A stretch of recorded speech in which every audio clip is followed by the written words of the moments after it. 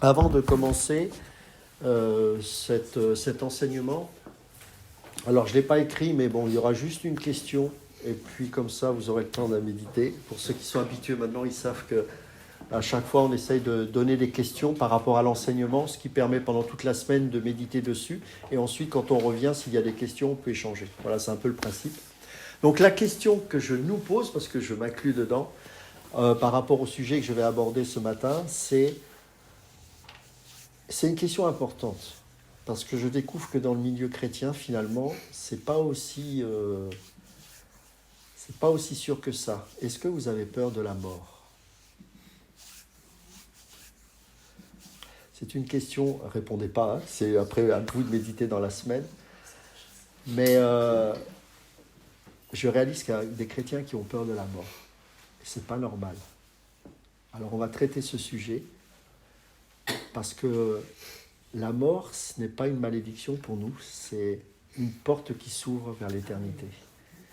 Donc ça paraît bizarre comme question, mais parfois on a l'impression qu'on n'a pas peur de la mort, mais notre manière de vivre montre que nous avons parfois peur de la mort. C'est pour ça qu'il faut creuser un petit peu par rapport à cette question, bien évidemment, on ne peut pas la traiter en surface comme ça. Et déjà, j'ai envie de dire, la question qu'on doit se poser, c'est pourquoi les chrétiens meurent-ils ? Pourquoi les chrétiens meurent-ils ? Il a vaincu la mort, n'est-ce pas ? Donc nous qui sommes chrétiens, pourquoi on meurt ? Déjà, ça dépend comment on appréhende cette mort. Pour les chrétiens, la mort n'est pas une punition. Ce n'est pas une punition. La conséquence du péché, elle est générale. La nature, tout est entaché par le péché. La mort est une des conséquences. Mais à la différence des gens qui ne connaissent pas Dieu, c'est que la mort, pour nous, n'est pas une punition. On va lire Romains chapitre 8, verset 1.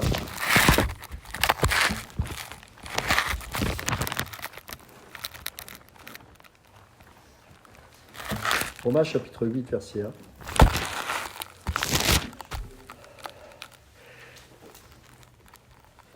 Regardez cette merveilleuse promesse.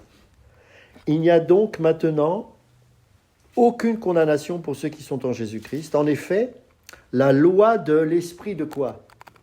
De vie, de l'esprit de vie en Jésus-Christ m'a affranchi de la loi du péché et de la mort. De la mort.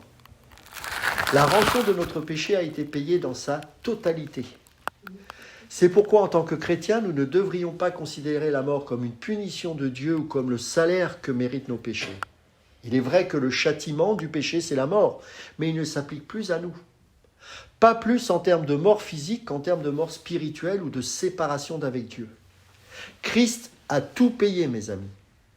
La mort des chrétiens doit donc avoir une autre raison que la punition des péchés.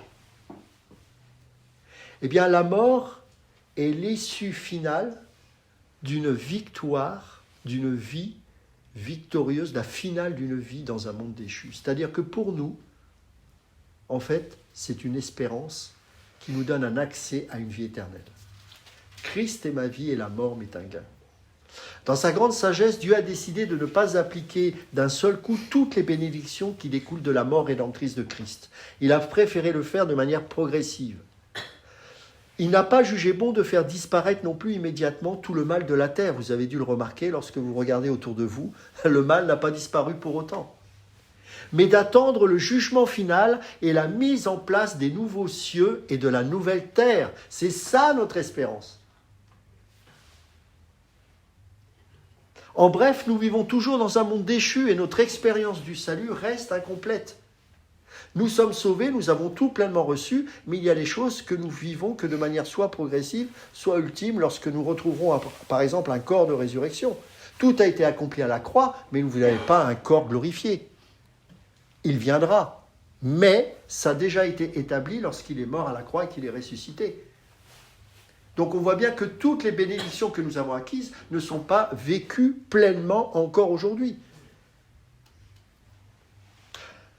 La mort est l'élément de ce monde déchu qui sera anéanti en dernier.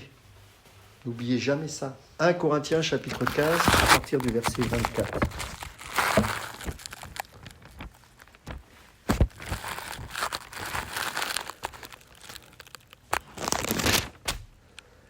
Ensuite viendra la fin, quand il remettra le royaume à celui qui est Dieu et Père, après avoir réduit à l'impuissance toute domination, toute autorité et toute puissance.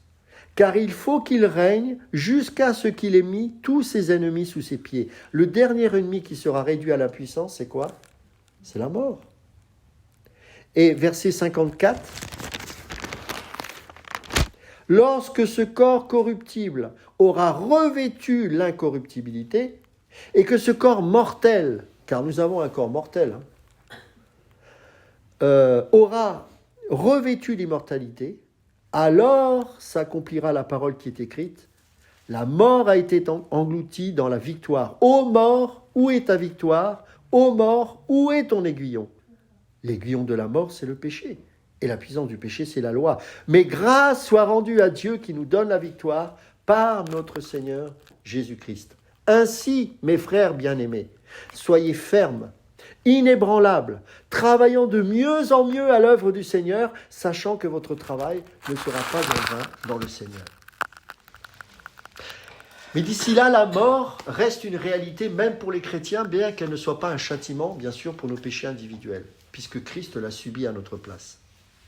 Elle est la conséquence de la vie dans un monde déchu, où tous les effets du péché n'ont pas disparu. D'autres effets de la chute dégradent nos corps physiques et signalent la présence de la mort dans le monde. Nous vieillissons.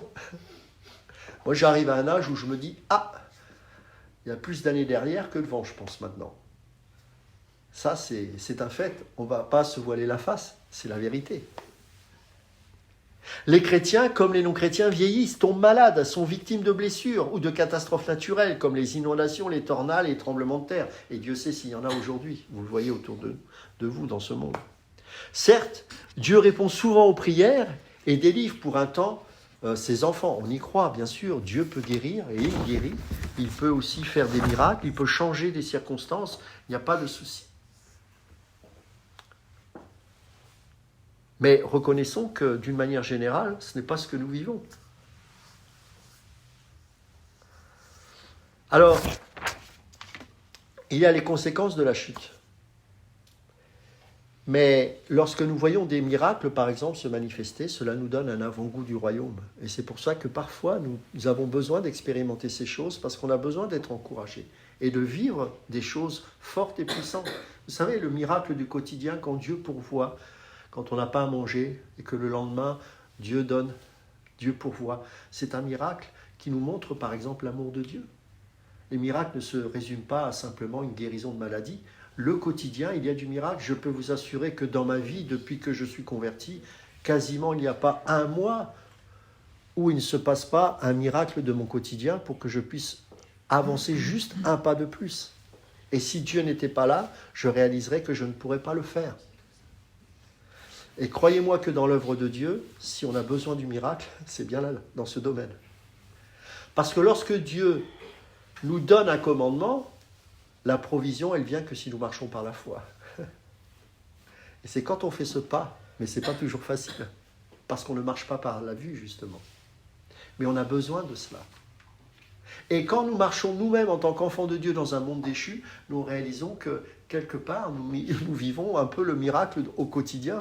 Parce que qu'est-ce qui fait que nous ne sombrons pas avec l'humanité? C'est parce que nous avons l'Esprit de Dieu en nous. C'est parce que nous avons une autre espérance. Regardez ce qui se passe aujourd'hui. Mais d'une manière générale, c'est vrai que on finisse tous par expérimenter les effets de la chute d'une manière ou d'une autre. Jusqu'au retour de Christ, nous serons tous sujets au vieillissement, à la maladie, à la mort. Le dernier ennemi n'a pas encore été anéanti. Et Dieu a choisi de nous faire passer par la mort avant de nous accorder tous les bienfaits du salut que Christ a acquis pour nous. Un autre élément qui est important de comprendre, c'est que Dieu utilise l'expérience de la mort pour achever notre sanctification. Ça, c'est quelque chose qu'on doit avoir en vision. Nous savons que nous n'aurons jamais à subir aucun châtiment pour nos péchés, car Christ a tout payé, selon Romains 8. C'est pourquoi lorsque nous passerons par la souffrance, nous ne devrions jamais penser que c'est parce que Dieu nous punit ou pour nous faire du mal. Sûrement pas. Parfois, la souffrance n'est rien d'autre que le résultat d'une vie dans un monde pécheur et déchu. À d'autres moments, nous souffrons parce que Dieu nous corrige. Et s'il nous corrige, c'est pas parce qu'il est méchant, c'est justement parce qu'il nous aime. C'est pour notre bien qu'il nous corrige, mes amis. Parfois, on a la mine défaite, et je peux comprendre parce que la souffrance ne nous fait pas forcément toujours sourire. Mais lorsque Dieu nous amène sur ce chemin-là, vous devez y voir comme un acte de grâce et d'amour. Je sais que ça paraît bizarre, mais c'est un fait. Parce que si nous marchons correctement devant Dieu, et si nous sommes réellement nés nouveaux, la souffrance ne doit pas arriver comme une fatalité, mais comme un perfectionnement dans notre vie. Car la mise à l'épreuve de votre foi produit la patience. Mais il faut que la patience accomplisse son œuvre parfaite, afin que vous soyez parfaits et accomplis, et qu'il ne vous manque rien. En fait, parfois vous souffrez parce que Dieu a décidé de vous équiper. Ah bon? Ben oui. Parce qu'il y a des choses, s'il ne les enlève pas au travers de l'épreuve de la souffrance, vous ne grandirez pas et il vous manquera des choses. Parfois, je me disais, mais comment ça se fait que parfois dans mon foyer, il peut y avoir des mois où il y a la maladie, il y a ceci et cela. Et puis, peut-être 1 ou 2 ans après, je réalise qu'il y a quelque chose qui a changé dans mon cœur. Plus de douceur. Moins de jugement sur les autres, mais plus d'exigence sur moi-même. Parce que je réalise que dans l'épreuve, les mauvaises choses sortent de mon cœur. Ce mauvais caractère, ce côté râleur, ce côté « Ah !» Et là, je m'aperçois que « Mais tu vois, tu juges les autres, mais regarde. » Mais au travers de cette épreuve, je vais t'amener la douceur de ma personne. Je vais te montrer que je suis capable de te consoler, même au plus profond de ta maladie. Et quand on ressort de là, on n'est plus le même. Quand c'est véritablement de Dieu, on change, mes amis. On change. Et vous savez, il y a des chrétiens qui croient qu'on ne doit pas passer par ces choses. Je vous assure. Mais je les plains. Je n'embrasse pas la souffrance comme un martyr en disant c'est merveilleux. Mais je l'accepte par la foi en sachant que j'y vois un signe d'amour de mon Seigneur. Parce que parfois, et trop souvent, et même tous les jours, j'ai besoin d'être corrigé dans ma vie. Une bénédiction peut être une épreuve aussi. C'est comment tu peux me bénir à un tel point. Et là, là encore, ça produit le changement dans ma vie.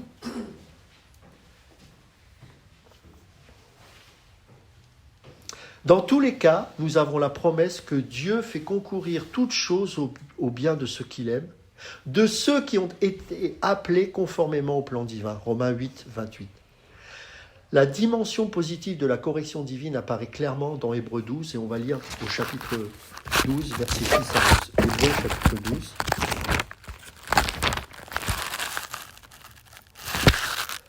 Verset 6 à 11.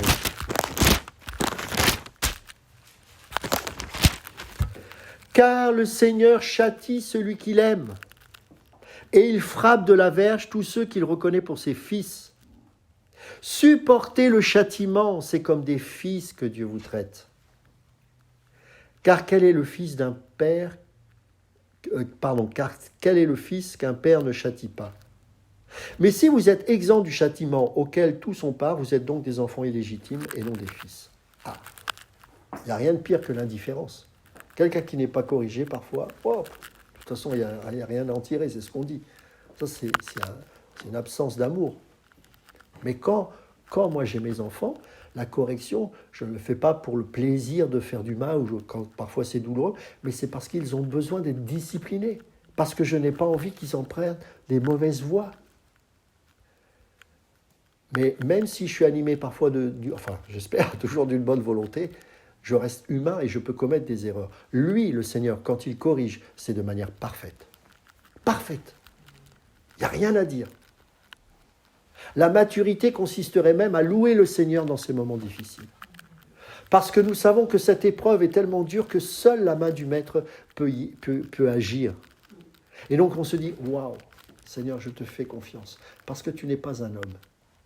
Tu es celui qui traite d'une manière parfaite. Lorsqu'il opère, sa main, elle ne tremble pas. Imaginez un chirurgien qui fait une opération à cœur ouvert et puis qui ait la maladie Parkinson. Ça serait terrible. Le Seigneur, quand il agit, il sait exactement quel organe viser et il n'y a même pas besoin d'un laser. Il le fait encore d'une manière plus parfaite. Vous savez pourquoi? Parce qu'il est le Créateur. Parce qu'il est le Créateur. Toutes les corrections divines n'ont pas pour but de nous faire abandonner certains péchés non plus. Dieu peut aussi nous corriger pour nous fortifier. Parfois, on a l'impression que Dieu nous corrige. « Ah, j'ai dû faire quelque chose de mal. » Non! C'est un moyen de grâce pour nous fortifier, pour nous perfectionner, afin d'augmenter notre confiance en lui et nous apprendre à mieux résister au péché et à obéir à ses commandements. Nous voyons cela dans la vie de Jésus, qui, bien que sans péché, a appris l'obéissance par tout ce qu'il a souffert. Hébreux chapitre 5, verset 8. Il a été élevé à la perfection, comment? Par ses souffrances. Hébreux chapitre 2, verset 10. C'est pourquoi nous devrions voir toutes nos épreuves et nos souffrances comme quelque chose que Dieu nous envoie pour notre bien, pour approfondir notre confiance en lui et notre obéissance, et en dernier ressort, augmenter notre capacité à le glorifier. Il nous faut donc considérer le vieillissement, la faiblesse et parfois la maladie qui mène à la mort comme une autre forme de correction que Dieu permet afin que notre sanctification progresse et soit rendue parfaite au jour où nous entrerons dans la présence du Seigneur. Le défi que Jésus lance à l'église de Smyrne pourrait s'adresser à chaque croyant. Rappelez-vous, sois fidèle jusqu'à la mort et je te donnerai quoi? La vie comme prix de ta victoire. Apocalypse chapitre 2, verset 10. Paul s'était fixé comme but dans sa vie de ressembler à Christ. C'est ainsi que je pourrai connaître le Christ, c'est-à-dire expérimenter la puissance de sa résurrection et avoir part à ses souffrances en devenant semblable à lui jusque dans sa mort. Philippiens chapitre 3, verset 10. L'apôtre désirait manifester les qualités de Christ jusque dans sa propre mort, quelles que soient les circonstances. Il voulait continuer à obéir à Dieu, à lui faire confiance, à pardonner aux autres et à prendre soin d'eux à l'image du Christ. Il glorifierait ainsi Dieu en toutes choses et même dans sa mort. C'est pourquoi, alors qu'il se trouvait en prison, sans savoir s'il y mourrait ou en ressortirait vivant, il a pu dire dans Philippiens chapitre 1, verset 20, « Car ce que j'attends et que j'espère de toutes mes forces, c'est de n'avoir à rougir de rien, mais au contraire, maintenant comme toujours, de manifester en ma personne avec une pleine assurance la grandeur du Christ, soit par ma vie, soit par ma mort. » La pensée que la mort n'est en aucun cas une punition pour nos péchés, mais simplement un chemin par lequel Dieu nous fait passer pour augmenter notre ressemblance à Christ, devrait être un puissant encouragement pour nous. Elle devrait nous délivrer de la peur de la mort qui hante les esprits des incroyants. Mais même si la mort sert en dernier ressort à notre bien, nous ne devons pas oublier qu'elle n'est pas naturelle. Elle n'est pas juste et ne devrait pas exister dans un monde créé par Dieu. Elle est un ennemi que Christ finira par anéantir. On l'a lu à Corinthiens 15, 26 tout à l'heure. Au départ, l'homme n'était pas appelé à mourir. Nous le savons. Donc, il faut aussi prendre conscience de ces choses. Quatrièmement, notre expérience de la mort achève notre union avec Christ. Notre expérience de la mort, achève notre union avec Christ. Une autre raison donc pour laquelle Dieu nous fait passer par la mort plutôt que de nous faire monter immédiatement au ciel au moment de notre conversion est que par notre mort, nous partageons l'expérience de Christ. Et parvenons ainsi à une union plus étroite avec lui. De la même manière qu'il est passé par la mort, vous et moi, nous passerons par la mort. Quelle différence avec la mort d'un païen! Parce que nous mourrons comme le Maître est mort, nous passons par le même chemin que lui. Parce qu'il est mort, nous mourrons. Parce qu'il est ressuscité, nous aurons un corps glorifié. C'est ça notre vie, mes amis. Notre perspective de la mort n'a rien à voir et sans commune mesure avec ceux des païens.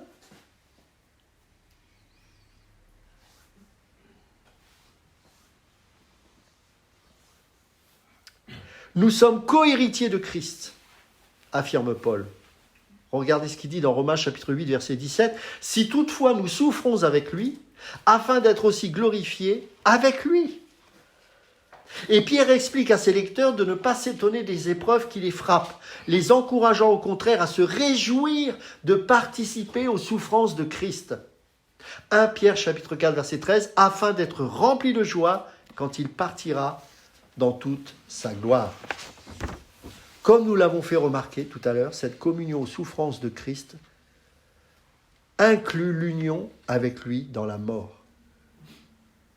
Jésus nous a ouvert le chemin de la foi et la porte à la perfection. Hébreux 12, 2. Et nous suivons ses traces sur cette terre. 1 Pierre chapitre 2 verset 21 nous dit « Le Christ aussi a souffert pour vous et pour nous, vous laissant un exemple pour que vous suiviez ses traces. » J'entends plus beaucoup ça aujourd'hui derrière les pupitres. Suivre Christ, c'est suivre le chemin qu'il a traversé.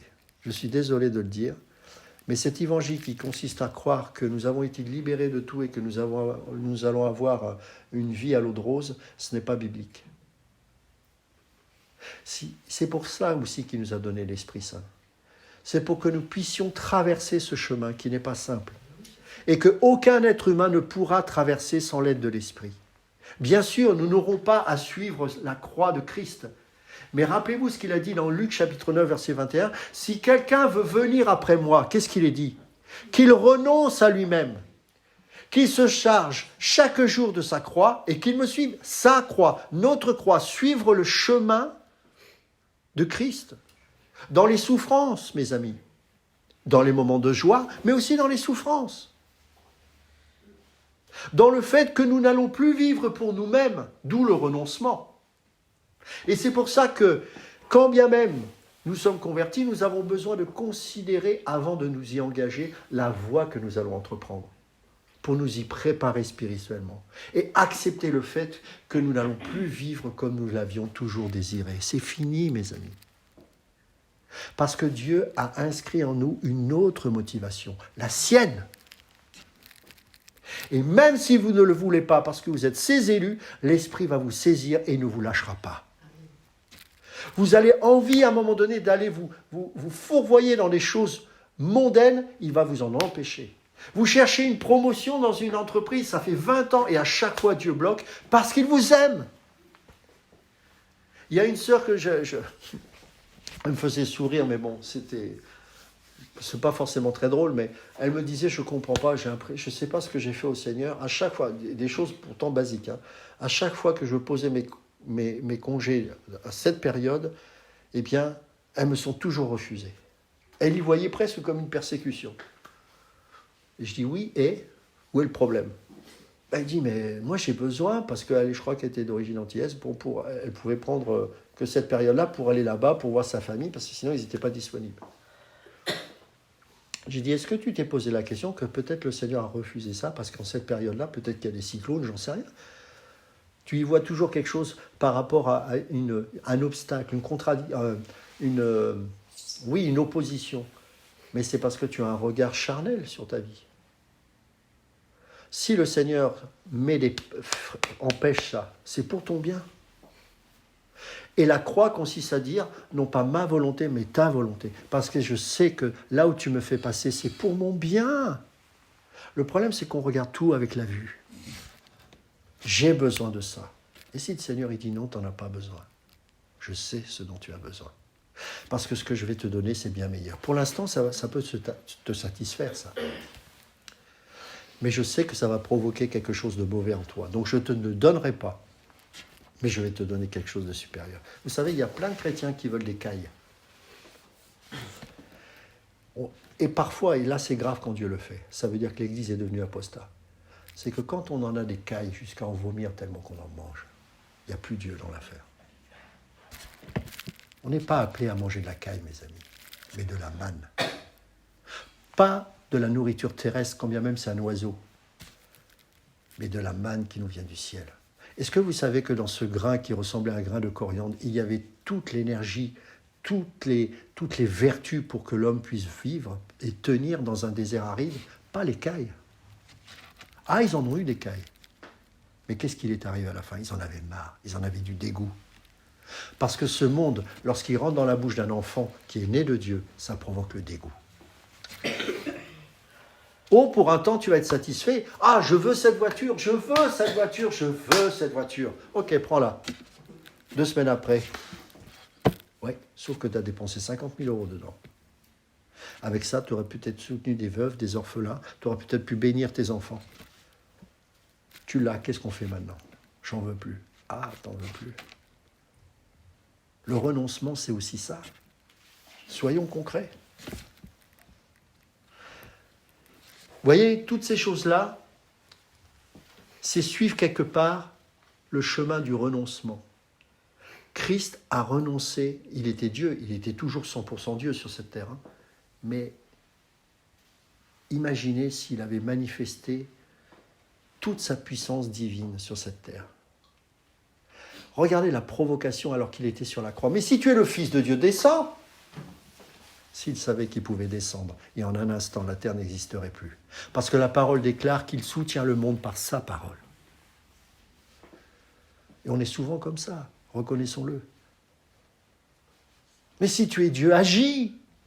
Tu ne vois pas dans quelle situation? Parce que tu crois que Dieu ne le voit pas. Il voit ce que toi, tu ne vois pas. Il voit ce que toi, tu ne vois pas. Parce que dans la notion de Dieu, le temps n'existe pas. Il voit tout, ton passé, ton présent, ton futur, tout en un instant, en un clin d'œil. Et toi, tu oses dire, ah mais où es-tu? Tu ne comprends pas ces choses? Mais si, il les comprend justement.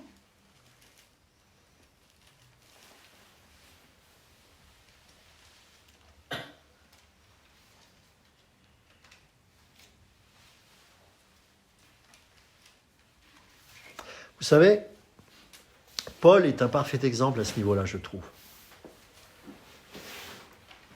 Parce qu'il est le signe d'un homme qui manifestait le fait qu'il est plus important d'obéir à Dieu que de préserver sa vie.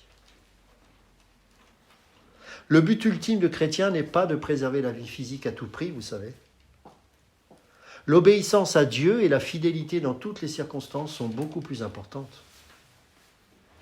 C'est ce qui a permis à Paul d'affirmer « Je suis tout à fait prêt, moi, non seulement à aller en prison, mais même à mourir à Jérusalem pour le Seigneur Jésus. » Actes chapitre 21, verset 23 et Actes chapitre 25, verset 11. Il a dit aux anciens d'Éphèse dans Actes chapitre 20, verset 24 « Ma vie m'importe peu, je ne lui accorde aucun prix.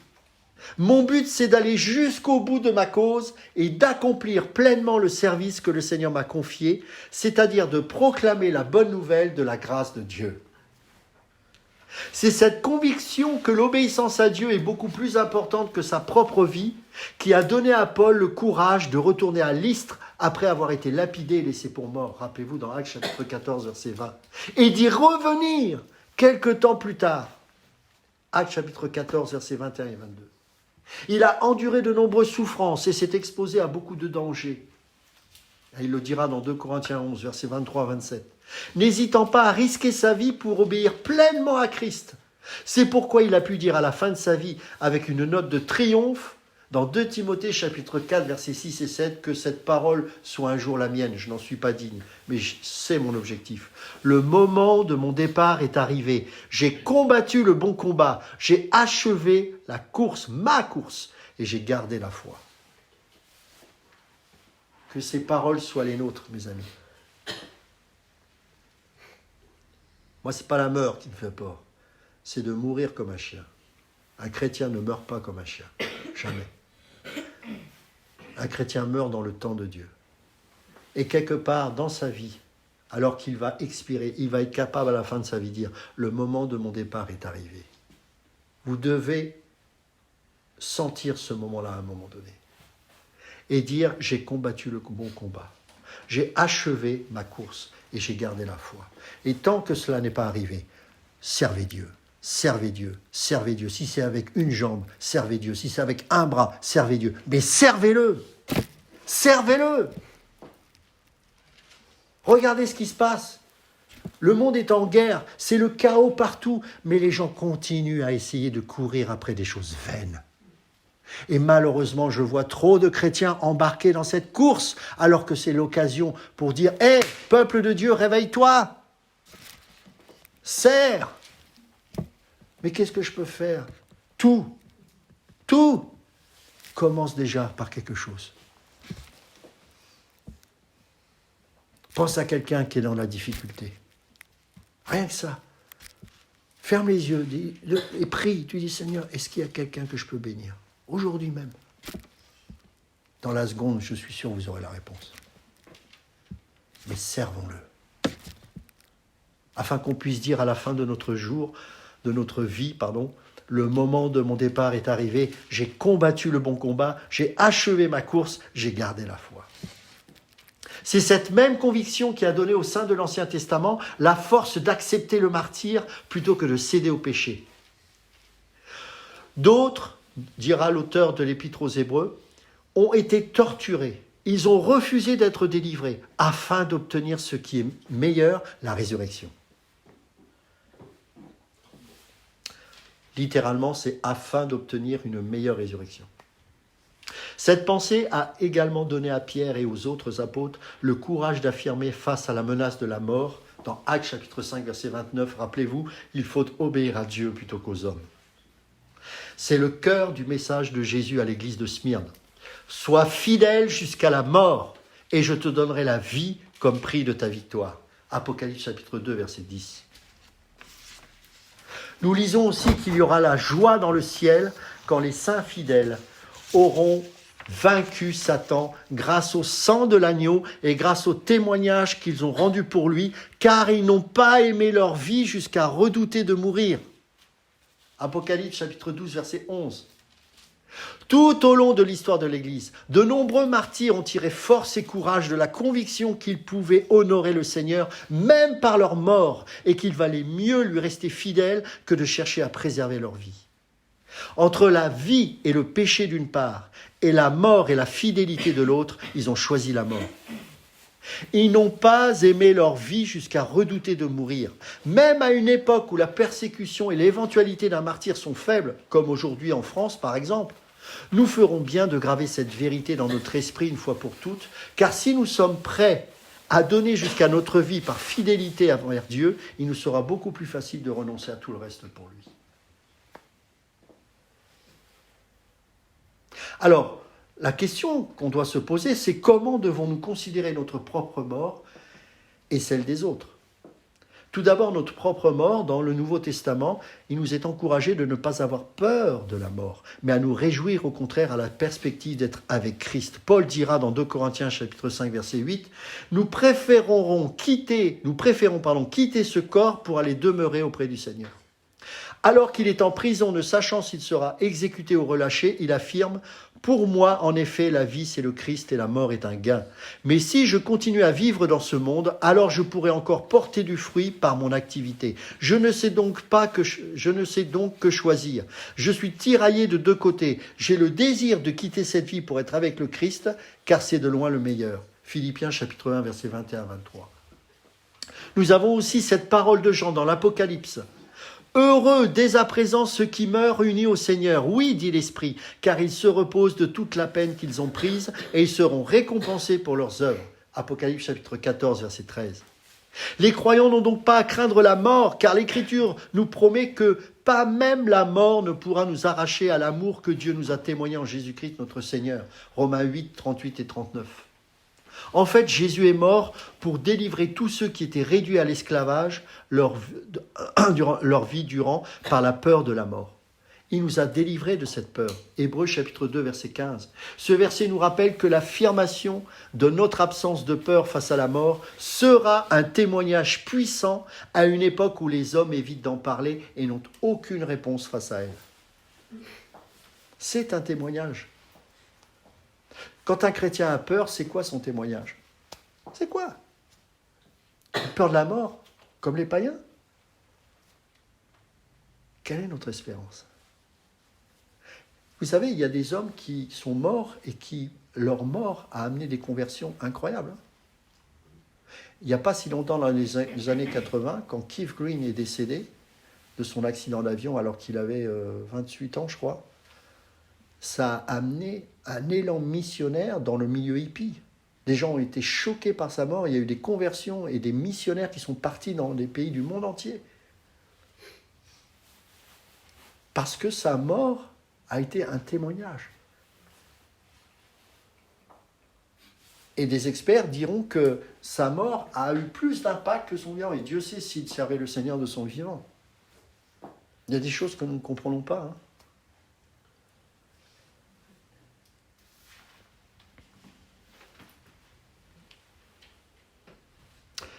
La mort des amis ou des parents chrétiens.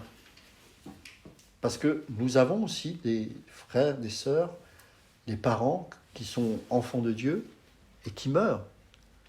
Et si nous pouvons envisager notre propre mort avec un sentiment d'anticipation joyeuse à l'idée d'entrer dans la présence de Christ, notre attitude est quelque peu différente face à celle d'amis ou de parents chrétiens. Nous éprouvons alors une profonde tristesse mêlée à la joie de les avoir auprès du Seigneur, bien sûr. Il n'y a pas de mal à exprimer son chagrin à la perte d'être cher et à être sincèrement peiné à l'idée de souffrance qu'ils ont pu endurer avant de mourir. Les chrétiens pensent parfois que le fait de pleurer la mort d'un frère ou d'une sœur en Christ dénote un manque de foi. Mais l'Écriture n'affirme rien de tel. En effet, lors de la lapidation d'Étienne, il nous est dit que quelques hommes pieux enterrèrent Étienne et le pleurèrent beaucoup, dans Actes chapitre 8, verset 2. S'il y avait bien quelqu'un dont on était sûr qu'il était auprès du Seigneur, c'était bien lui. Devant son exécution imminente, il s'écria « Écoutez, je vois le ciel ouvert et le Fils de l'homme debout à la droite de Dieu. » Et ses dernières paroles furent « Seigneur Jésus, reçois mon esprit. » Et il leur dira « Seigneur, ne leur demande pas compte de ce péché. » Ces événements auront lieu alors que tous les apôtres se trouvaient encore à Jérusalem. Ces mêmes apôtres qui avaient vu Jésus après sa résurrection. Ils étaient absolument certains qu'Étienne était désormais au ciel, dans la félicité de la présence de Dieu. Et pourtant, quelques hommes pieux enterrèrent Étienne, et le pleurèrent beaucoup. Rien de plus normal pour eux d'exprimer leur douleur d'avoir perdu un être cher. Même Jésus pleura devant le tombeau de Lazare, dans Jean chapitre 11, verset 35. Il était triste que son ami soit mort, triste de voir le chagrin de ses sœurs et de ses amis, et sans nul doute triste à l'idée même de la mort, car en fin de compte, elle est une incongruité qui ne devrait pas avoir sa place dans un monde créé par Dieu. Notre chagrin, toutefois, se mêle d'espérance et de joie. Paul exhorte les Thessaloniciens de pleurer la mort d'être chers. Il les exhorte simplement à ne pas être tristes de la même manière que le reste des hommes qui n'ont pas d'espérance. 1 Thessaloniciens, chapitre 4, verset 13.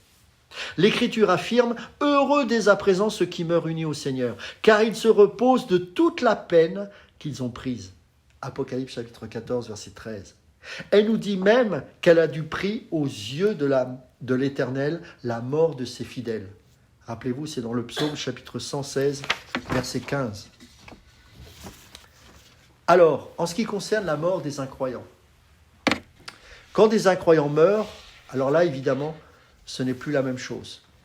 Notre peine n'est pas teintée de joie à l'idée de les savoir pour toujours auprès du Seigneur, forcément. Ce chagrin, surtout lorsqu'il s'agit d'êtres qui nous étaient proches, est très profond et réel. Paul lui-même a dit en pensant à certains de ses frères juifs qui avaient rejeté Christ, « Ce que je vais dire est la vérité, j'en appelle au Christ, je ne mens pas. Ma conscience, en accord avec l'Esprit Saint, me rend ce témoignage. J'éprouve une profonde tristesse et un chagrin continuel dans mon cœur. Oui, je demanderai à Dieu d'être maudit et séparé de Christ pour le bien de mes frères, nés du même peuple que moi. » Romains chapitre 9, versets 1 et 3. Il convient cependant de remarquer que nous ne savons pas toujours avec une certitude absolue si une personne a persisté jusqu'à la fin dans son refus de Christ. Il n'est pas rare que celui qui a conscience de sa mort imminente s'interroge sincèrement sur l'existence de Dieu. Il arrive parfois que des paroles de la Bible ou le témoignage d'un chrétien entendu il y a très longtemps lui reviennent à la mémoire et suscitent une repentance et une foi authentique. Certes, à moins d'en avoir une preuve explicite, nous ne pouvons pas savoir si ce fut le cas. Mais il faut bien nous rendre compte que nous n'avons souvent qu'une présomption et nullement une certitude absolue que telle personne que nous avons connue incroyante a persisté dans son incrédulité jusqu'à la mort. Dans certains cas, nous ne le savons tout simplement pas. Cependant, lorsqu'un non-chrétien meurt, il serait faux de laisser entendre qu'il est probablement allé au ciel, évidemment. Ce serait donner une assurance trompeuse et masquer l'urgence qu'il y a pour ceux qui sont encore vivants de croire en Christ. Il est bien préférable, si l'occasion se présente, de souligner que la peine que nous cause la mort d'un être cher nous amène à réfléchir à notre propre vie et notre propre destinée. En fait, c'est souvent à ces moments-là que le Seigneur ouvre des portes pour parler de l'Évangile. Alors, qu'est-ce qui se passe lorsqu'une personne meurt? Lorsque les croyants meurent, ils accèdent immédiatement à la présence de Dieu. Immédiatement, mes amis. Il n'y a pas de purgatoire. D'accord? Immédiatement. Lorsqu'un croyant meurt, son corps physique reste sur terre, où il sera enseveli, mais son âme ou son esprit expérimente immédiatement la joie de la présence de Dieu. Paul dit dans 2 Corinthiens chapitre 5, verset 8, nous aimons mieux être en exil loin du corps pour être chez nous auprès du Seigneur. Quitter ce corps, c'est rejoindre notre véritable patrie auprès de Dieu. Dans une autre épître, l'apôtre exprime son désir de quitter cette vie pour être avec le Christ, car c'est de loin le meilleur. Philippiens chapitre 1, verset 23. Et Jésus a dit au criminel crucifié à côté de lui, dans Luc chapitre 23, verset 43, « Vraiment, je te l'assure, c'est Jésus qui parle, je te l'assure, aujourd'hui même, tu seras sauvé avec moi dans le paradis. » L'auteur de l'Épître aux Hébreux affirme que lorsque les chrétiens se réunissent pour adorer Dieu, ils entrent non seulement dans la présence de Dieu dans les cieux, mais également dans celle des esprits des justes qui sont parvenus à la perfection, dans Hébreux chapitre 12, verset 23. Cependant, Dieu ne laissera pas nos corps morts dans la terre pour toujours, car lorsque Christ reviendra, notre âme sera à nouveau unie à notre corps qui ressuscitera des morts, et nous vivrons éternellement avec lui.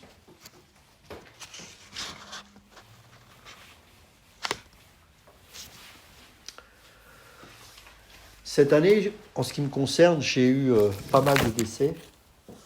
Et il y a 2 personnes qui, pour moi, ont marqué ma vie et ont été, bien sûr, des modèles. C'est mon grand-père qui a, pendant toute mon enfance, où j'ai eu des gros problèmes de santé, s'est occupé de moi avec ma grand-mère. Et c'est un homme qui, pour la manière qu'il avait de vivre, était un modèle, un exemple. Et puis 2 mois plus tard, j'ai eu le décès de mon père. Et là, je reconnais que ça a été quelque chose d'assez dur en ce qui me concerne. Et lorsque j'ai le rejoint, il avait un cancer et il était dans... Voilà, il n'avait plus que quelques jours. J'étais en train de méditer sur ces choses et j'ai dit, Seigneur, qu'en est-il de sa foi? Il était vivant, il était content de me reconnaître. On ne s'était plus vu depuis 11 ans. Et toute la nuit, je lui ai tenu la main, on s'est regardé, il ne pouvait pas me parler, mais il m'avait reconnu et était heureux de me revoir. Et c'était un moment presque violent pour moi. Imaginez, ça faisait 11 ans que je ne l'avais pas vu. Et quand je suis rentré chez moi, on m'a annoncé quelques jours après qu'il était décédé. Donc j'ai eu l'occasion de faire la cérémonie. J'ai vu qu'il y avait d'ailleurs quelques frères et sœurs en Christ qui étaient là, présents. Et j'ai posé la question à sa femme. Est-ce qu'il parlait de moi? Parce que je ne savais pas s'il était auprès du Seigneur. Et elle m'a dit ceci. Tous les jours, il regardait tes vidéos. Tous les jours.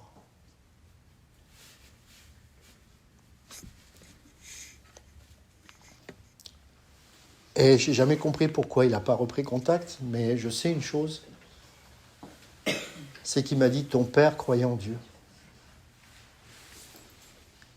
Et c'est par tes messages qu'il s'est tourné vers Dieu. Comment comprendre? Comment comprendre ces choses? Vous savez, on ne sait pas ce qui se passe dans la vie de quelqu'un quand il a entendu le témoignage. Ça peut revenir peut-être des années après, mais au moment de la mort, on n'est plus fier du tout.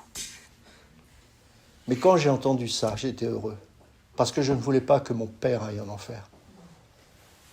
J'ai dit, Seigneur, merci, parce que ces 11 années de perdu, on va les rattraper là-haut. J'en suis certain.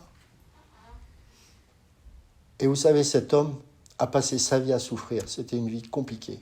C'était un homme qui, par sa manière d'être, il fallait s'en protéger. Mais en même temps, je n'ai pas vécu ce qu'il a vécu. Et je crois que Dieu a vu.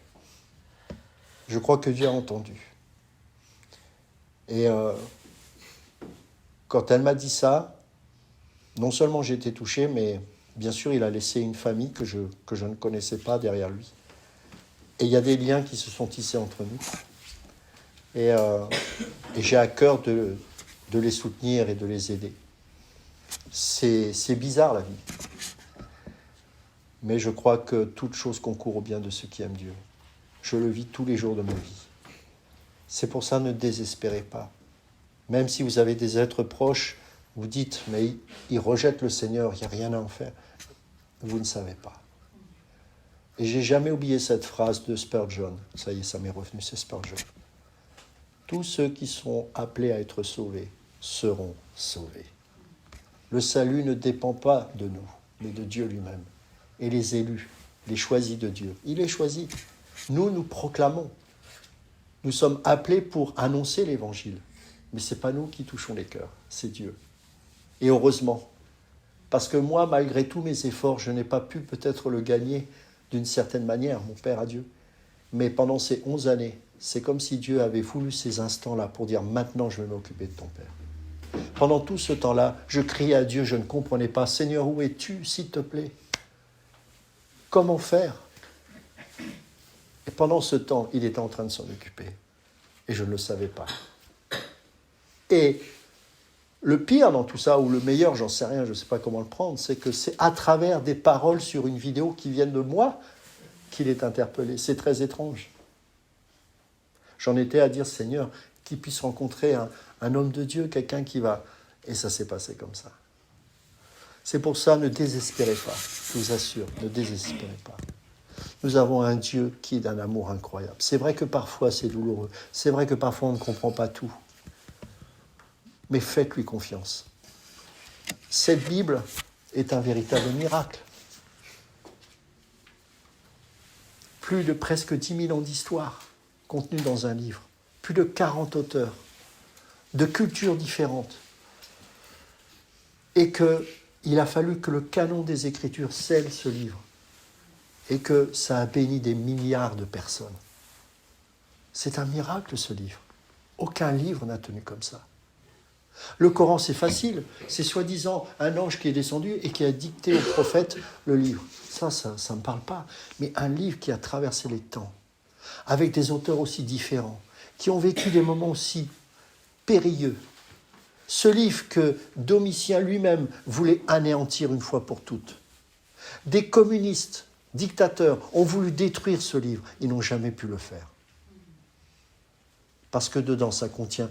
La Bible n'est pas Dieu, bien sûr, mais elle contient les Écritures. Et les Écritures sont la parole de Dieu. Et personne ne pourra cacher la parole de Dieu. Personne ne pourra détruire. Et pour terminer, j'aimerais juste vous donner un encouragement. Quoi qu'il puisse vous arriver dans votre vie, quelle que soit votre situation, dites-vous bien une chose. Dieu restera toujours Dieu. Quand Dieu se lève, tout le monde se prosterne, y compris les païens. Et un jour, il est dit dans les Écritures, tout genou fléchira et toute langue confessera que Jésus-Christ est Seigneur.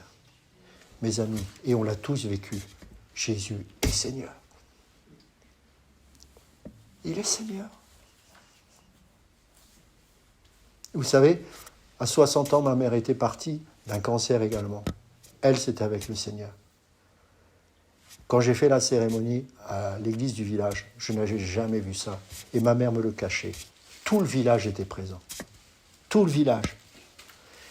Et vous savez ce qu'ils m'ont dit? Ils m'ont dit, ta mère, c'était une grande femme de Dieu. Je dis, mais Seigneur, c'est incroyable. Comment est-ce possible? Comment est-ce possible? Je n'ai rien fait vis-à-vis de ma mère. Je l'ai aimée parce que, voilà, c'était ma mère. Mais à l'époque, je pense qu'elle s'était même convertie avant moi.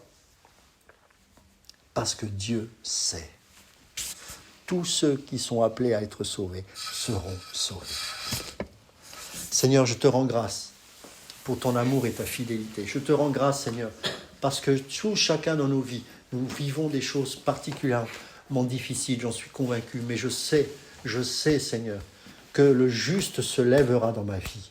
Je sais, Seigneur, que pour chacun d'entre nous, nous pouvons te remettre nos fardeaux. Nous n'avons pas peur de te crier notre détresse parfois.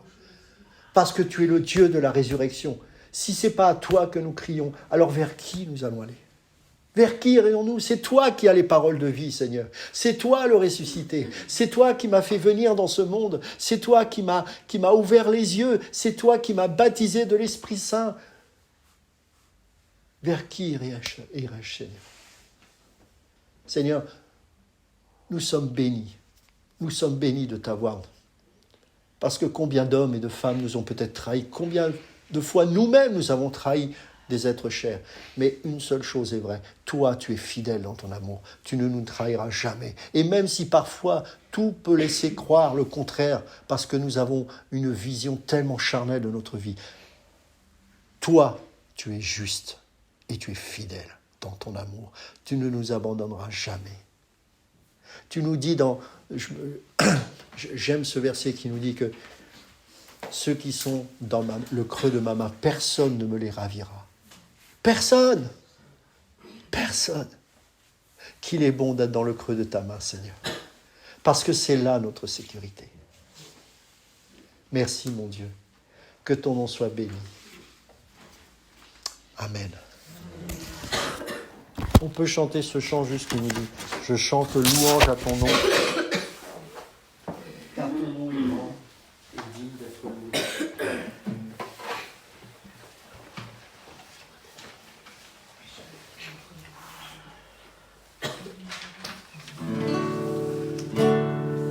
Je chante louange à ton nom, Seigneur, louange à ton nom, Seigneur, car ton nom est grand et digne d'être loué.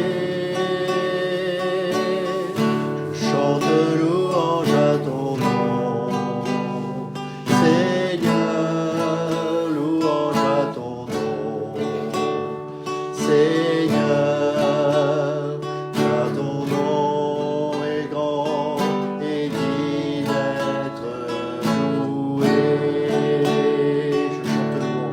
Je chante louange à ton nom, Seigneur, louange à ton nom, Jésus, car ton nom est grand et digne d'être loué.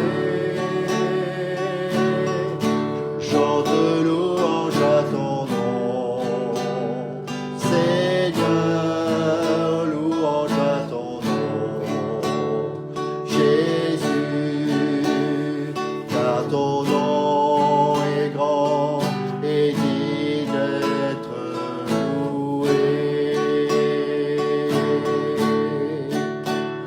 Car ton nom est grand et digne d'être loué.